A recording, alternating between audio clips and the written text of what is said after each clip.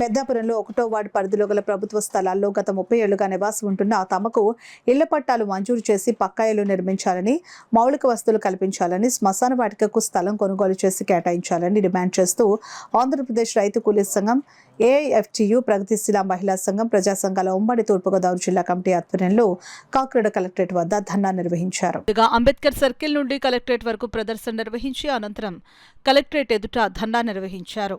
ఈ సందర్భంగా ఆంధ్రప్రదేశ్ రైతు కూలీ సంఘం రాష్ట్ర ప్రధాన కార్యదర్శి కార్నాకుల వీరాంజనేయులు, జిల్లా అధ్యక్షులు వల్లూరు రాజబాబులు మాట్లాడుతూ పెద్దాపురం 1వ వార్డు పరిధిలో గల ప్రభుత్వ స్థలంలో గత 30 ఏళ్ల క్రితం ఇల్లు లేని నిరుపేదలు ఇళ్లు వేసుకుని నివాసముంటున్నారని, ఆ కాలనీకి ఎటువంటి మౌలిక వస్తువులు లేక ప్రజలు అనేక ఇబ్బందులు ఎదుర్కొంటున్నారని అన్నారు. వరదలు వచ్చినా ఏలేరు కాలువ వదిలినా ఆ కాలనీ ముప్పు గురవుతుందని అన్నారు.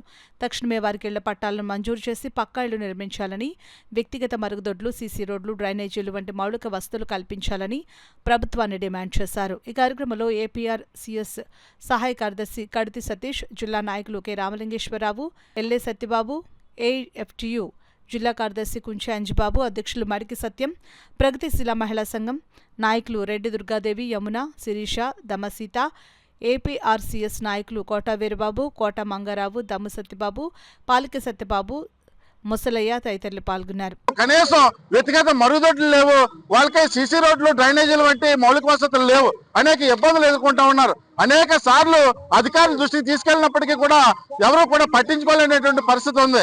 కూటమి ప్రభుత్వం రాష్ట్ర వ్యాప్తంగా ఇళ్ల స్థలాలు ఇస్తున్నాము, మౌలిక వసతులు కల్పిస్తున్నాము, రోడ్లు వేస్తున్నాం అని చెప్పి పెద్ద ఎత్తున ప్రచారం చేసుకుంటా ఉన్నారు. కాబట్టి మేము ఒకటే డిమాండ్ చేస్తున్నాం.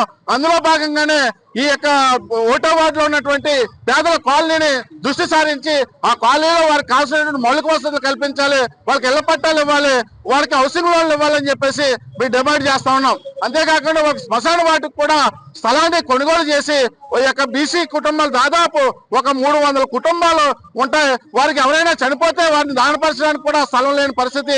మరి ప్రతిసారి కూడా ఇతర కులాలతో గొడవలు అయ్యే పరిస్థితి ఉంది. కాబట్టి వీళ్ళకి ప్రత్యేకంగా శ్మశాన వాటికను మరి స్థలాన్ని సేకరించి వారికి ఇవ్వాలని చెప్పేసి మేము డిమాండ్ చేస్తా ఉన్నాం. బాత్రూములు లేవు, శ్మశానాలు కూడా లేవు. శ్మశానాలు ఇంతకు ముందు కాలం మీద గట్టు మీద దానపరుచుకునేవారు. ఈ భూములు రేట్లు పెరిగి వాళ్ళు కూడా దానపరచొద్దు అన్నారు. మా గట్ల మీద రావద్దు, మా పొట్టుల మీద రావద్దు అన్నారు. అందుకే కలెక్టర్ 1 ఎకరం భూమిని ఆ వాసులకు ఇవ్వాలనేది ప్రధాన డిమాండ్. రోడ్లు కూడా వాళ్ళ సొంత డబ్బులతో వేయించుకుంటున్నారు తప్ప ప్రభుత్వం నుంచి. ఎందుకంటే లక్షల కోట్లు విదేశాల నుంచి అప్పులు తెస్తున్నారు. మరి అప్పులు తెచ్చినప్పుడు అలాంటి నగరాలకు రోడ్లు అయితే మీ తాతగారు ఏమైనా కరిగిపోతాయి, మీ తాతగారు వజ్రాలు కరిగిపోతాయా ప్రభుత్వ వజ్రాలు? అందుకే మేము ఏమంటామంటే వాళ్ళకి బాత్రూములు, సీసీ రోడ్లు, ఇళ్ల పట్టాలు. అలాగే ఇంకో ఎకరం ఖాళీగా ఉంది, అది నిన్న మొన్న సెటిల్ అయింది, కొంత డిస్ప్యూట్లో పడ్డది. అందరికీ 18 పట్టాలు ఇవ్వాలి. 18 పట్టాలు ఇచ్చినట్టయితే అక్కడ అవసరం లోన్ ఇచ్చినట్టు కాలనీ అవుద్ది. ఇచ్చే వరకు కూడా ఆంధ్రప్రదేశ్ రైతు కూలీ సంఘం దానికి అండగా ఉంటాం. దాని మీద మేము పోరాడతాం.